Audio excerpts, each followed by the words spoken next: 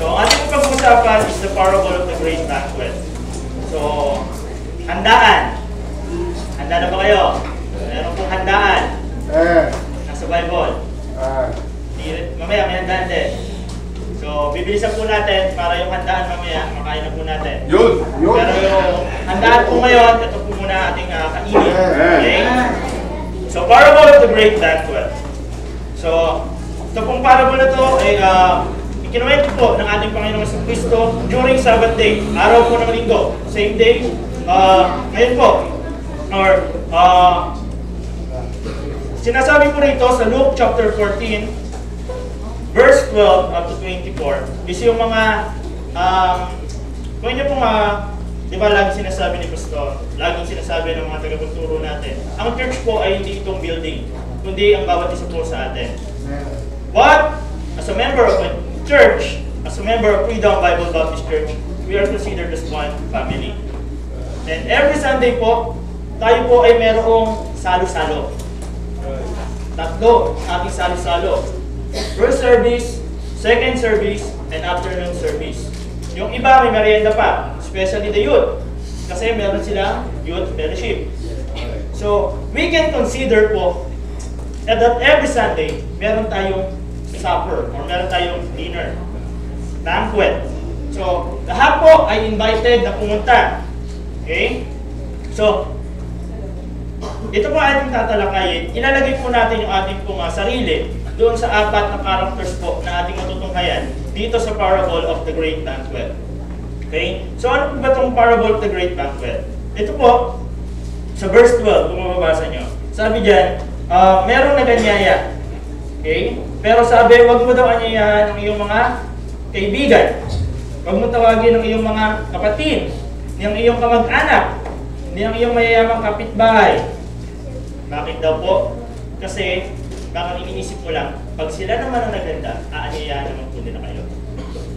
Pero ang sabi po rito, but when thou makest a feast, call the poor, the maimed, the lame, the blind.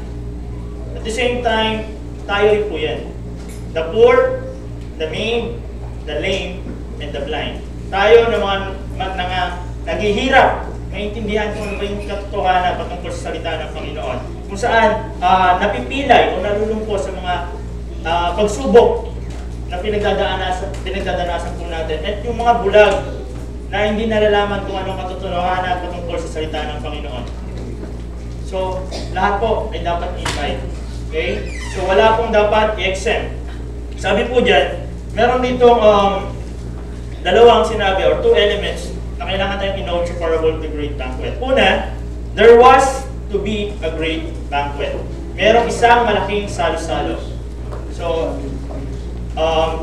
lagi sinasabi ng mga guest missionaries natin, yung mga bisita natin na nag-stay, it is hindi po nababase sa bilang yung great banquet. Kung ikaw ay nagsisimula pa lang sa isang gawain, kunyari ako, mag-mission na ako, kung ako lang mag-isa at merong dumating na isa pa, para sa akin, it's a great banquet. Kasi may dumating na isa. Diba?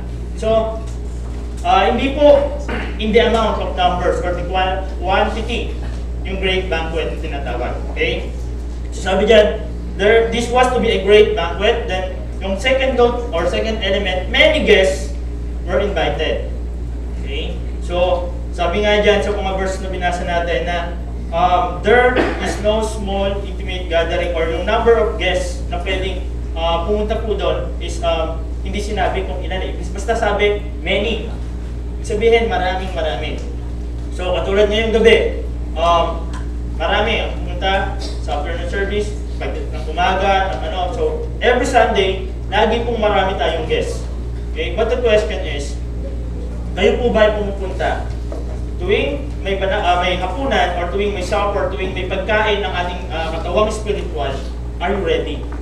Handa po ba ang bawat isa sa atin? Inahanda po ba natin ang ating pong mga puso? Sabi sa verse 17, and sent his servant at supper time to say to them that were bidden, come for all things are now ready. Sa pag-invite po, pag may handaan, diba? Dalawa na po yung ulit ng pag-iimbita. Una, mag-iimbita ka muna para malaman mo kung ilang ba yung bilang ng tao na pupunta. Kung gano'ng karami. Diba? For example, sa aming youth conference, pinag-usapan namin kung ilan yung possible or estimated number of attendees. So para alam namin kung ilan yung ihahanda na pagkain. Iyon po yung first type ng invitation. The second type of invitation is yung meron na pong nakahanda, basta invite na lang kung sino po ang pupunta. At I believe, yung nakasulat ko rito sa parable na to, naganda na po yung host.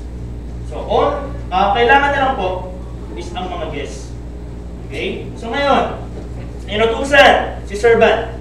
Okay? Si servant po, inutusan ng host. Sabi po, and they were bidden, come for all things are now ready. So verse 18, and they all with one consent began to make excuse. Diyan po nagsimula yung pagkakaroon na po ng mga excuses. Every Sunday, ang ating church ay nagkakaroon po ng 3 service. But, nakakalungkot isipin, meron po tayong mga kapatid na kung saan, doon sa 3 service na yon, hindi po nakaka-attend. Bakit? Because they have their excuses. Now, titingnan po natin kung anong uri ng excuses meron sila. In the parable, meron po 3 na invited guests na magkaroon po ng mga excuses. Okay? Pero sabi po rito, di ba? Everything now is ready. Alam niyo po, tayo bilang mga mananampalataya o bilang mga tao na gustong makakain ng salita ng Panginoon, gustong makapakinig ng salita ng Panginoon, lagi po yung ginahanda ng ating host, which is the Lord Jesus Christ, which is our God. Amen. Kahit sino po ang teacher, kahit sino po ang tumayo rito sa harapan, nire-ready po yan ng Panginoon. Amen. Inaayos po ng Panginoon ang puso nila para yan doon po sa inyo kung ano po yung dapat yung kanin. Right. So yun po yung ginagawa ng ating Panginoon. Kasi, di ba, pinag-aralan natin last month, God is so sovereign. Di ba? So kahit iba-iba tayo ng problema, yung tao na nilalagay ng Panginoon dito sa harapan, lagi siyang related sa buhay po natin. Ganon kagaling ang Panginoon. Ganon kasoberano ang Panginoon. Diba? So kahit hindi alam ng mga taong natayo rito kung ano yung mga dalamhati nyo sa buhay, kung ano yung mga pinagdaraanan nyo, but God uses people, diba, na ibabahagi at ibibigay sa inyo. Ngayon, bago tayo pumunta sa excuses, ikaw ba ready? Kung inyo po mapapansin, nung binasa ko yung verse ng Bible, hindi ko po pinaano kayo Kuya Alan yung mga verses. Bakit?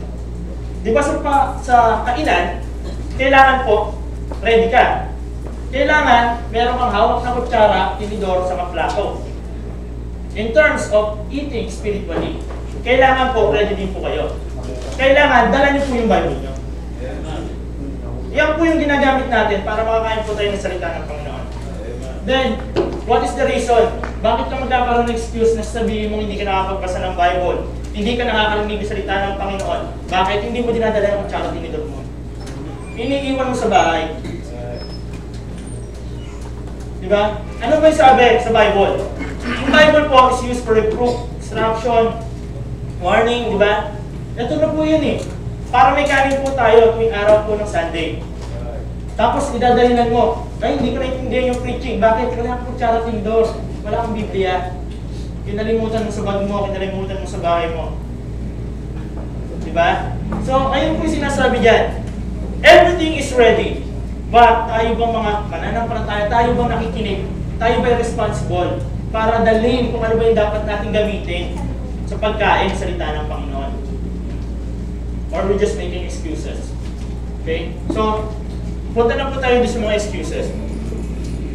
Okay? So, excuses, tatlong excuses po ang binanggit dito. Sa amin pong New Testament survey, as you remember, they are considered as fools. The first fool, the second fool, and the hen-peck wife. Hen-peck husband pala. Okay? So, yun po yung natatandaan ko. So, from verse 18 to 20, ito po, say natin. Verse 18, and they all with one consent began to make excuse. The first said unto him, I have bought a piece of ground, and I must needs go and see it. I pray thee have me excuse. Fool. Bakit fool? Bibili ka ba ng lupa na hindi mo pa nakikita? Diba? So, paano mo malalaman yung tsura ng lupa? Kung bibilin mo agad, hindi mo naman nakikita. Diba? So, that's the first food. Ang excuse niya, lupa. Yung ground. Okay? The second one, verse 19, and another said, I have bought 5 yoke of oxen. I go to prove them.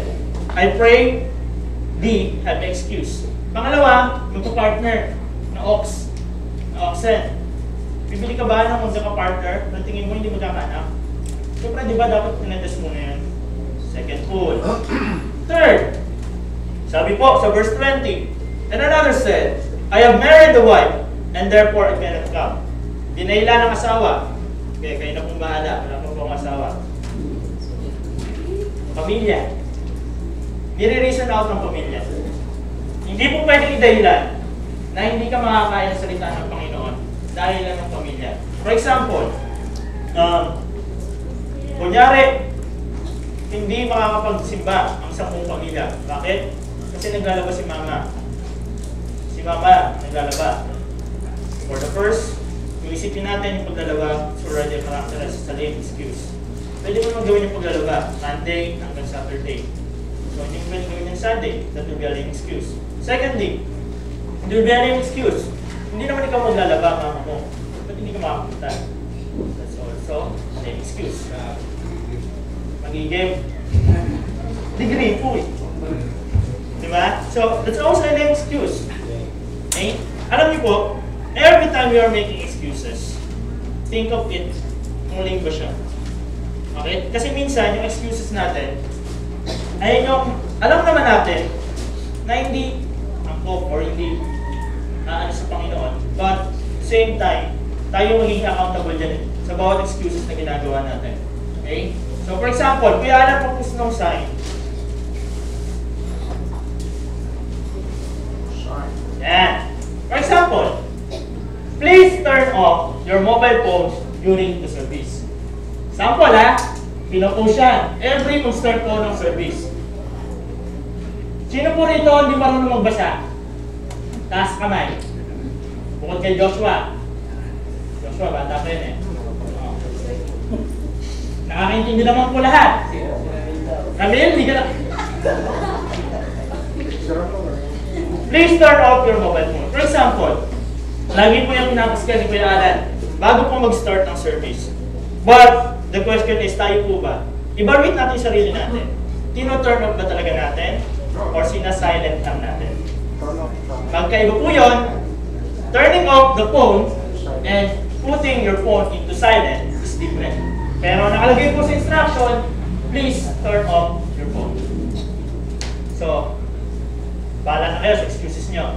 Make sure that's not a lame excuse. Diba? Nakalagay, turn off. Hindi naman nakalagay, please silent your phone. Nakalagay, please turn off your phone. Google na ako. English. Kaya ito, English. Okay? So, we are making lame excuses. Ito yung, kung natatandaan niyo po yung 4C, diba? Yung circumstances, convenience.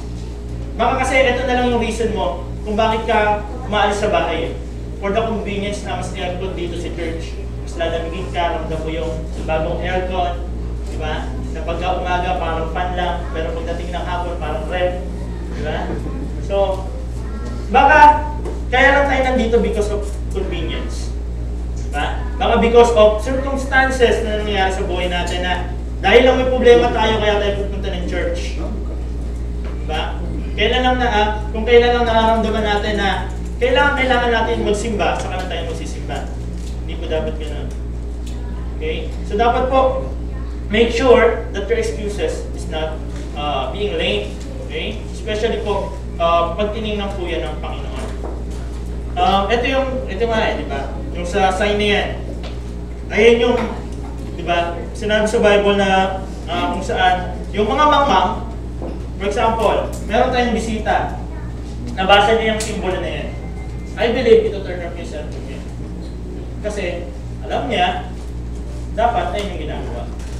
But, yung mga matagal na nag-church, kahit mabasa mo yan, text pa nga eh. Text pa. Diba? Anong kaibahan doon? Ayun yung mga mangmang na nagiging matalino. Habang yung mga nagiging matalino, nagiging bobo. Sorry for the word, sorry for the term. Yes. Diba? Pero yung, diba? Marunong ka naman magbasa, nakakaintindi ka naman, ba't hindi mo sinusunod? Specialist, magkaya salita ng Panginoon. Nakikinig ka nga ba? O nag-tweet ka? Naglalay ka ng picture? Diba? So baka yun yung dahilan. Sabi po, sa aming pong Bible College, worship and programming, ang worship service po, nagsisimula as you enter the door of the church. Pagpasok mo, so, ibig sabihin, pag-upo mo dyan at may ginagawa mo kung ano, it's also reflect on how you worship God. Gano'n nyo po pinapakita or nire-reflect kung paano nyo nyo-worship o pinapakita ang pananampalataya sa Panginoon. Diba? So, what sasabihin nyo na Sunday is for the Lord? But anong ginagawa nyo sa loob ng paisambahan? Diba? So, yung sinasabi dyan. Okay? So, yung mga mangmang na nagmumukhang matalino, yung mga matalino na nagmumukhang bobo, or magandahin natin yung term. May magandang term dito sa pastor eh. Pseudo-intellectualism. Wow! Which kaya kayo gusto. Sorry, hindi ako sa inyo, ha? Nakasabihin nyo, mga bumagsak ako sa Bible College niya, na pseudo-intellectualism. Yung na kung saan, alam naman kung ano yung dapat gawin, pero hindi ginagawa. Pseudo-intellectualism. Huwag na po yung specify. Pseudo-intellectualism. Okay? So yun po yun. Ibig sabihin nun, ikaw, na may nakakaalam, pero hindi mo ginagawa, nagmumukha kang mangmang. Diba? Pero yung inosente na hindi nila alam na kung sa'yo na yan, yung dapat kang sundin, so susundin nila yan. Diba? So sila nagmumukhang matalino. Diba? So ayan yun, pseudo-intellectualism. Okay? So, pangit yung bobo. So, magandahin natin. You have a pseudo-intellectualism disease. Disease na. Diba? Okay? So, ayun po yan. So, ngayon, nung nag-excuse yung tatlo, they make lame excuses. They made them excuses. Diba? Isipin mo, nandun na sila eh. Pero naggawa pa sila ng excuse nila. So, ngayon, and the servant, sabi dyan, so that servant came and showed his Lord these things. For example, kunwari kayo yung nag-imbita. Kunwari, naghanda kayo for birthday party, wedding, or sabihin natin bongga. Kay Tatay Baboy, Tatay Baka, Tatay Manok. Diba? So, bongga. Nag-invite ka. Una mong i-invite nanay at tatay mo, pero hindi pumunta. Anong mararamdaman mo? Diba? Mapupustrate. Mapupustrate. Ano yung mararamdaman mo? You will feel rejected. You will feel insulted. Diba? Yung kumbaga, sila na yun eh. Immediate family mo na. In-invite mo, diba? Nakakalungkot man isipin, pero ganyan po talaga ang katotohanan sa buhay ng tao. Diba? Yung pagka, yung malapit mong kapamilya, in-invite mo. But, sasabihin, hindi ako makakarating. Kasi ganito, kasi ganyan. Because of their excuses. Diba nakakalungkot? Eh, paano po kaya pagdating dito sa church? Diba? Every Sunday, i-invite natin sila and they always have an excuses. Diba nakakalungkot din po? Diba? So yan. Ako po, malamang sa next Sunday, sa labas na po ako. Kasi nag-invite po ako ng mga former student ko and mga friends ko rin po to attend our church anniversary. So, may 5 na nag-confirm. So, kung 5 po yung basihan para lumabas, sige po, nalabas na po ako. Sabi ni Sir Polly, dapat daw hindi tayo nakaupo kasi yung kuha natin, bibigay sa bisita. May 5 akong bisita. So, kailangan ko pa ng 4 na lalabas. Samahan niyo ako. Doon tayo sa labas. Kasi 5 na po yung nag-confirm sa akin na pupunta daw sila next Sunday. So, ngayon, they made excuses. So the servant came and showed his Lord these things. Then the master of the house, being angry. Malagay po sa Bible, nagalit yung host. Said to his servant, go out quickly into the streets and lanes of the city and bring in hither the poor and the maimed and the halt and the blind. And the servant said, Lord, it is done, as thou hast commanded, and yet there is no room. Pumunta na yan. So, instead na yung mga tatlo, kung iisipin natin, yung isa nakabili siya ng lupa, yung isa nakabili siya ng mga baka, pwede natin isipin na mayaman sila. Diba? Ang isang normal na tao, pwede po siyang bumili ng isang baka. Diba? Pero, pwede natin consider na mayaman na siya kung dalawa, isang babae, isang lalaki, kasi magpapalain siya ng baka. Pero paano pa yung 5? Ibig sabihin, he is a wealthy person. Mayaman siya. Sometimes, ang nagiging excuses natin sa pagkain ng salita ng Panginoon is every time we are feeling na nagpo-prosper yung ating buhay. Diba? Dati, yan, tulad din sabi sa mga ibang mga preachings, dati nawala kang kotse ang aga mo sa church. Pero na nagka-kotse ka, mga 10 minutes na lang, tapos na yung service. Bakit kaya gano'n? Hindi ba dapat mas mabilis? Kung naglakad mas mabilis. Traffic. Sige, sabihin niyo po sa Panginoon. And let God consider it if it's a lame excuses. Di ba? Alam niyo naman ang traffic. Bakit hindi niyo pa mas agahan? Di ba? Oh. So, it's always going to think kung yung excuses ba natin magiging acceptable sa Panginoon. Di ba? So, yun po yung sinasabi dyan. So, dahil tumanggi yung tatlo, so the servant go to the streets and lanes, sa mga kalsada, sa mga bayan, para hanapin sino? Yung poor, the maimed, and the halt, and the blind. Yung mga tao na kung saan, di ba? Pag ginawa mo sila ng mabuti, ginawa mo sila ng maganda, pinakain mo sila, in return, hindi nila kailangan kayang balikan. Diba? But sabi doon sa verse, ano yun? Resurrection. Yun, 14. And thou shalt be blessed, for they cannot recompense thee, for thou shalt be recompensed at the resurrection. Yes. Okay? So huwag mong asahan yung balik ng mga taong walang kakayang ibalik sa iyo yung ginawa mo. So, next Sunday, it's our church anniversary. So, I challenge each and every one of you po na mag-invite po kayo. Kung hindi man nila kayo may-invite kasi wala silang church, sinisimbahan, or ibang sekta or ibang denomination yung church na pinupuntahan nila, then be thankful. Nakikisige namin po kayo ng Panginoon. Yung balik po, hayaan nyo na po Panginoon na magbalik sa inyo. Okay? So, Panginoon po, ang sabi dyan sa resurrection, and that is during the time, when the time God na bumalik na po dito ang Panginoon. So, yun po yung sinasabi dyan. Because of that, sa verse 22, and the servant said, Lord, it is done, and thou hast commanded, and yet there is proof.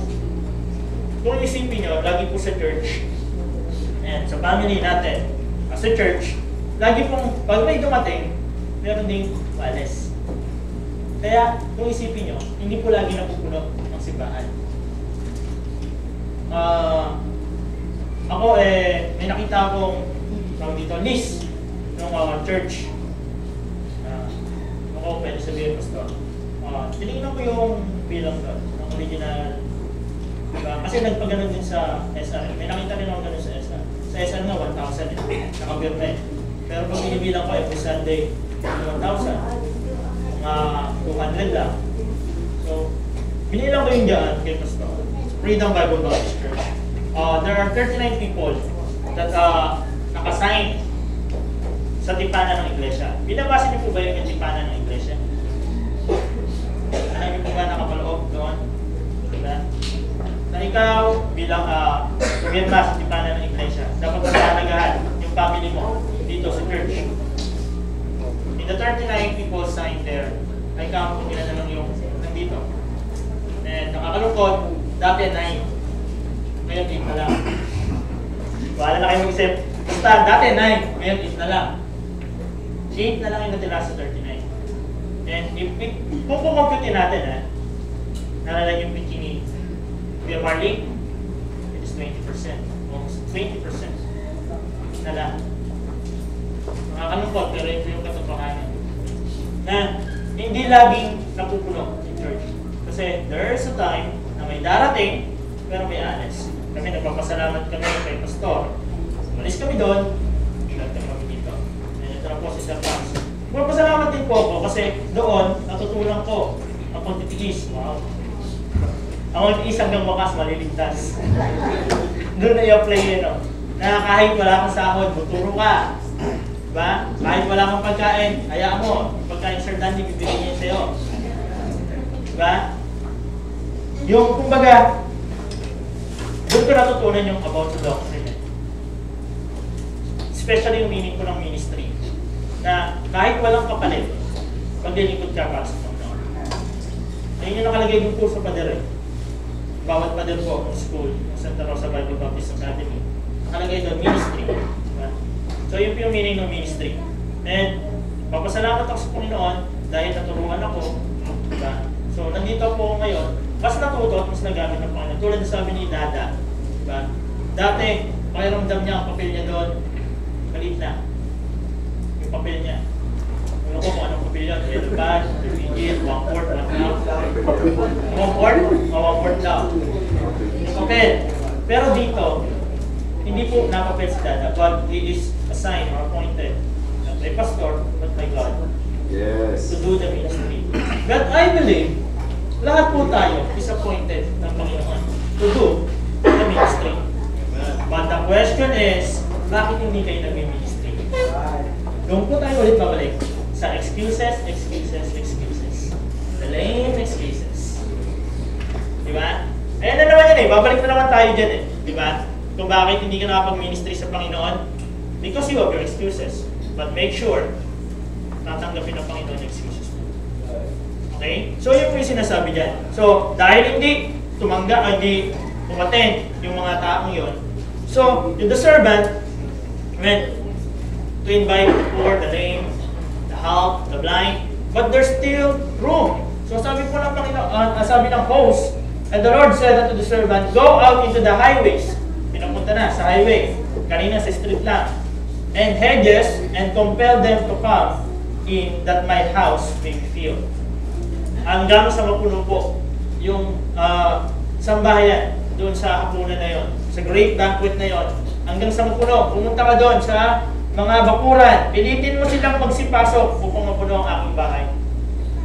But always remember, hindi po natin ini-implant, hindi natin pinipilit na maging Baptist ang bawat isa na ating nakikita. Yung mga tao na kung saan hindi nakakilala sa ginawa ng Panginoon, nakaligtasan sa sanlibutan. Sa mga taong hindi alam na binayaran ng Panginoon ang kanilang kasalanan para hindi sila mapunta sa dagat-dagatang apoy. Hindi po natin pinipilit sila na sumapi sa Baptist. Sinasabi lang po natin ang katotohanan sa patungkol sa ginawa ng Panginoong Kristo. Tatandaan niyo po yan. Okay? So hindi po natin sila pinipilit. Pero tayo bilang isang mananampalataya, kailangan po ginagampanan natin yung ating tungkulin. As what the servant did, invite. Kailangan po tayo rin invite people. Not to come to our church, not to become a member of Freedom Bible Baptist Church, but to accept the Lord Jesus Christ as a personal Savior. Yun po yung dapat ini-invite natin. Diba? Yun po yung dapat sinasabi natin sa kanila. Hindi po, natututunan ko yun eh. Dati, ganyan yung lagi ko sinasabi kasi hindi pa ako maalam o solving witness. Sinasabi ko dati na kung hindi mo alam, punta ka na lang sa church namin. So, hindi yung tatanggi yan. Hindi yung ano yun. Ayun na yung magtanggi eh. So, maalam kasi hindi ko alam eh. So, muna, sinubukan ko kay Ramil. Diba? Pagkakain mo, effective pala kay Ramil. So yun, doon ko na nagsimula na natuto na ako mag-solving ng ibang tao. So nakakatuwa, diba? So dapat po, ganun. Hindi yung church ang ating ano. Kasi si Ramil, na-open din po siya dun sa Pasla. Kinulong siya eh. Hindi siya makalabas eh. Punta-punta ka dun eh. Sinulong ka na ano. Umawa naman. Sinulong eh. Aalis sila ng mama ko eh. Ano lang siya eh. Service lang siya eh. Per service lang siya eh. Hindi siya makalabas. Nakalak eh. Sabi, Kuya, uwi na ako. Si Mama, nalap na ako. Ayun. So, na-open siya. Hindi siya bumalik ng church. So, what actually, but blessed dahil pasalamat ako sa Panginoon, nasasama ko siya dito. Ibig sabihin, hindi na nga nandado kasi si Pastor. So, kung nangandado na si Pastor, ay, malapit na, may kayo. Yan na. Nagbanta na. Change is coming. Bukas yan. Abangan nyo ko bukas. Okay, so, instead of people na wealthy or nakakaalam ng about doon sa feast or sa great banquet, ang pumunta po ay yung mga tao na walang kayang ibalik in return yung ginawa po ng host. Now, sabi sa verse 24, "For I say unto you, that none of those men which were bidden shall taste of my supper." Ito yung last verse nun sa binasa po natin sa verse 24. Sabi sa Tagalog, "Sapagkat sinasabi ko sa inyo, na aliman sa mga taong inaniyahan ay hindi makakatikim ng aking hapunan." Siyempre, example, si Dada, invite ko siya mag-church, pero hindi naman siya pupunta. Malalaman niya ba kung ano yung pinalik ko? Diba? Hindi naman po. Diba? Pero na lang kung may mag-share sa kanya, na kapatid niya. Diba? Uy, alam mo, ang ganda ng preaching. Si Brother Lumar. Si Brother Lumar na ginagamit. Diba? So, ganun po. Kung may mag-approach, paano kung wala? Walang katulad ng servant. Okay? So, dapat po, we need to think of ourselves yung mga excuses na ginagawa pa natin sa Panginoon. During worship service, during Sunday, during, ayun, sinabi ko sa inyo, as we enter the door ng simbahan ito, that is the start of the worship service. Pero yung katapusan po ng worship service is pagbalik niyo po, pumasok ulit kayo. Yung po, hindi mo naging ka, ulitin ko. Yung start po ng worship service every Sunday is pag pumasok po kayo sa pintuan yan. Ang katapusan po ng worship service is pag pumasok ulit po kayo sa pintuan na yan. Paano nangyari ganon? Kuya Mags. Diba? Paano nangyari? Pumasok ako, ayun yung simula. Pag pumasok ako, ayun yung katapusan. Actually, hindi po kasi walang katapusan yung salita ng Panginoon. And one more thing, every time na pumapasok po kayo sa pintuan na yan, that is the start of worship service. Dapat po, as much as possible, meron na kayo natutunan. But, tatandaan niyo po, Sunday is the first day of the week. So, pagbalik mo, it will be the end. Bakit? The end, hindi ibig sabihin na matatapos. Kasi, may idadagdag kayong panibago. End nun, kasi matadagdagan dapat. Baka nangyari, pagpasok mo dyan, ganon, tapos. Pagpasok mo, next week, tapos. Pa rin. Pagpasok mo, next week, ganon pa rin. Diba? Ito po ay banal na banquet or hapunan natin. Nagsasalo-salo tayo. Sana naman po, bawat isa po sa atin is meron na kayong, kaya ng kutsara, tinidor, pinggan nyo, ang Biblia. Make sure na hindi na kayo nagpapasubo. Kumbaga, hindi na kayo baby. Diba dapat ikaw, bilang isang mananampalataya, lumalago ka mismo, personally. Alam mo, i-evaluate mo sa sarili mo na ikaw ay lumalago. Na may kakayahan ka na ng dami kung ano ba yung nakahain. Hindi yung laging i-ano pa sa'yo, spoon feed. Diba? Yan, pinag-aralan po namin yan sa education. Masama ang too much spoon feeding. Bakit? Kasi wala daw po nagiging understanding or knowledge. So, sobrang spoon feed ng isang bata. Yan, alam po yun ng mga guro. So, dapat po, ikaw bilang isang tao, bilang isang mananampalataya, bilang isang nag-aaral ng salita ng Panginoon, may kakayahan kang intindihin kung ano yung nakasulat sa kasulatan. Diba? Ayun nga, Bible College, libre, walang bayad. Para maintindihan mo lalo at manamnam mo kung gaano kasarap intindihin ang salita ng Panginoon. Diba? Nakakamangha kung inyo pong babasahin. Diba? So, ayun po yung sinasabi dyan. So, ngayon, we already done with the excuses. So, punta tayo ngayon doon. Yung ating mga personalities, ilagay natin doon sa mga character. We all have 4 characters po sa parable of the great banquet. Una, the host. The second is yung mga taong nagawa ng excuses. The third is the servant. The fourth is yung mga may kapansanan. The crippled, the halt, the blind, the lame. So, yun po yun. So, punta tayo sa host. Okay? So, katulad sabi ko kanina, kung ikaw yung host, ano yung mararamdaman mo? So, you will feel rejection and insult. Okay? So, di ba, sabi, sige, let's open our Bible in John chapter 1, verse 11 to 13. I believe yung pinag ko sa John chapter 1, verse 11.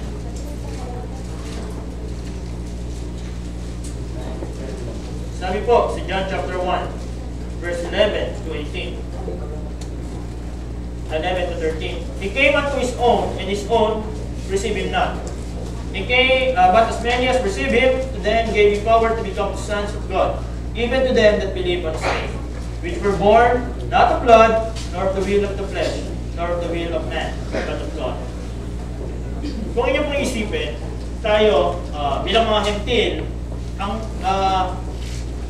Israel po, sila yung ng rejection sa ating Panginoon. Dahil hindi nila matanggap na ang Panginoon ay pinanganak sa sabsaban. Na yung Lord of Lords, King of Kings, Prince of Prince, na sinabi sa Isaiah, is pinanganak lang sa sabsaban. So they didn't believe that that is the Messiah. So nangyari, na-open po yung door para sa mga katulad po nating hentil. So, ayun yun yung tayo yung kinabit na sanga, sa branch, di ba? Doon sa puno ng ubas. So, kung tayo yung lalagay doon sa kalagayan ng ating host, di ba? Sana po, nawa po, yung rejection and insult is magawa po natin tanggalin. Okay? Mahirap, pero dapat po ginagawa po natin. Manong rejection and insult ko yung guys? Manong rejection and insult na tatanggalin natin? Diba?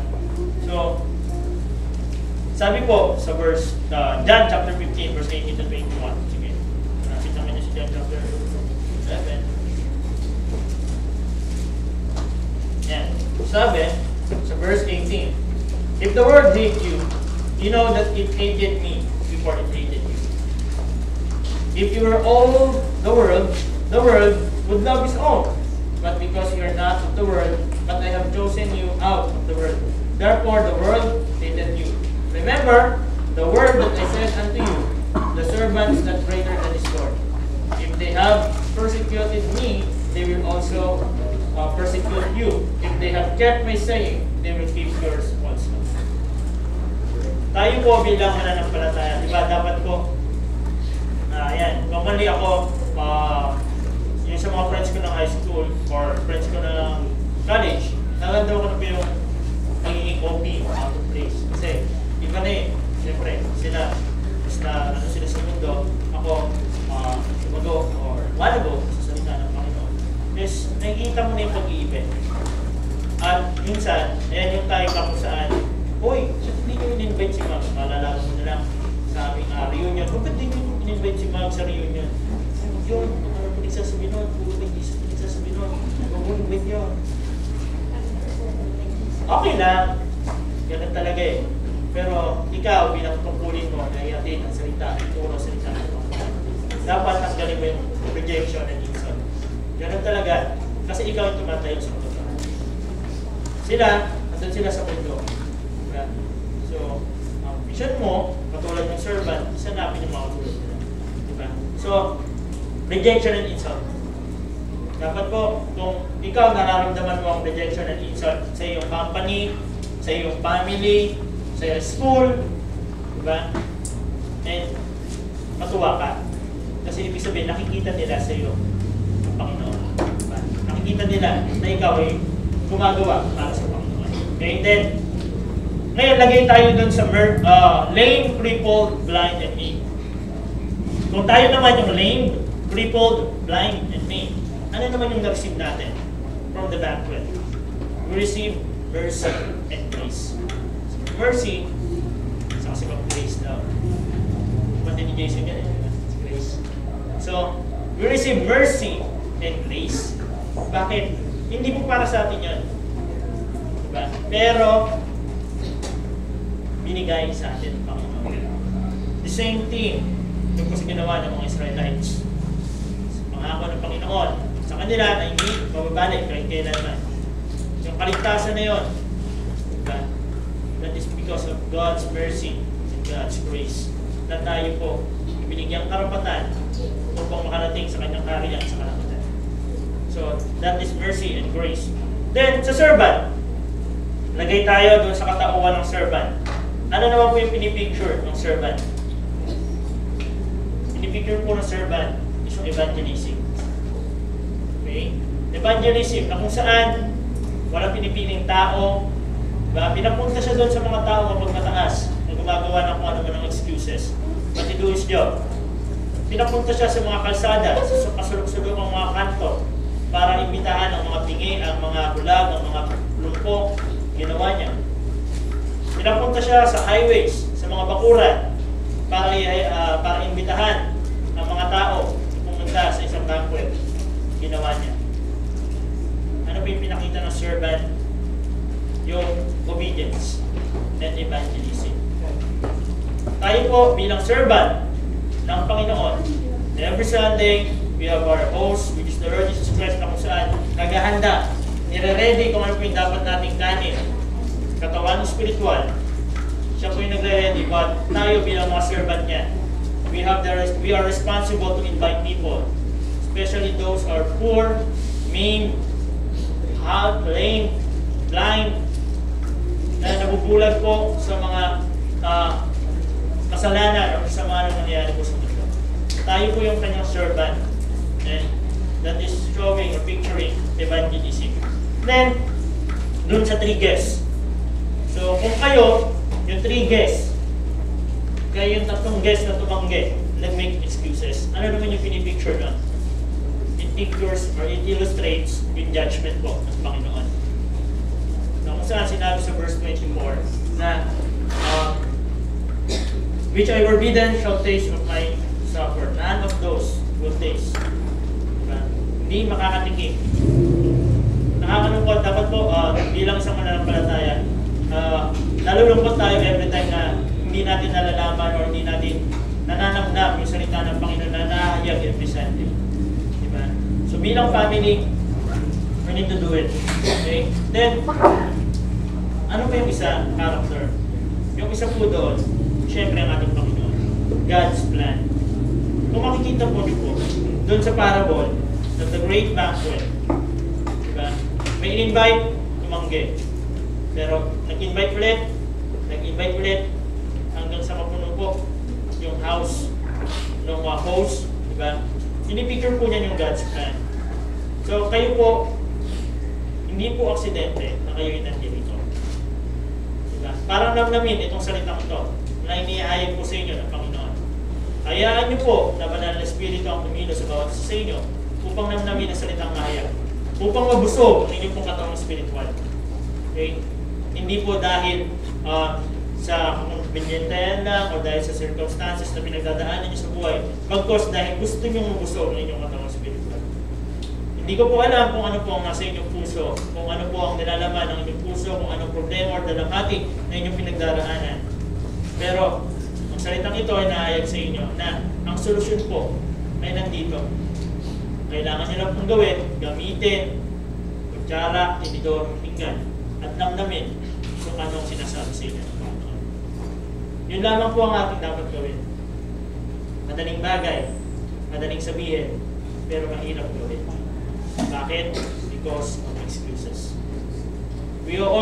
Every Sunday, meron po tayong great banquet. Bakit? Nahihirapan tayo tayuan kung ano ba yung mga bagay o mga salita ng Panginoon na kinakain natin. Sabi po sa 2 Peter chapter 3 as a conclusion, verse 11 and 12.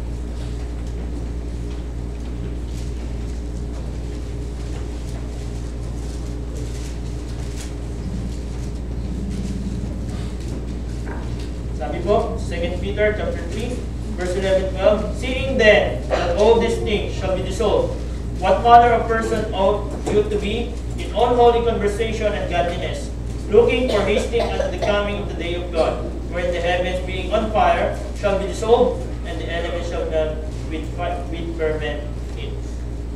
Baka yun nga yung sinasabi ni Pastor na every Sunday, nandito ka nga, makikinig ka ng salita ng Panginoon. Ngunit hindi mo naman ginagawang balanse. Baka pagdating ng panahon na tayo marap sa Panginoon, matunaw lahat ng mga bagay na sinasabi natin ginagawa natin sa Panginoon. Baka kasi tayo ay nagiging mga hipokrito sa ating pong mga sarili. So nawa po, ang salita na naayag sa gabing ito ay inyo pong namnamin at nawa po ay maganap hanggang sa mga susunod na linggo na inyo pong papasok sa pintuang yan. Hindi po doon natatapos bagkos madadagdagan kung ano po yung salita na inyo pong kinakain. Okay? So, yan po yung sinasabi dyan sa parable of the green apple. Maraming salamat po. Magandang gabi.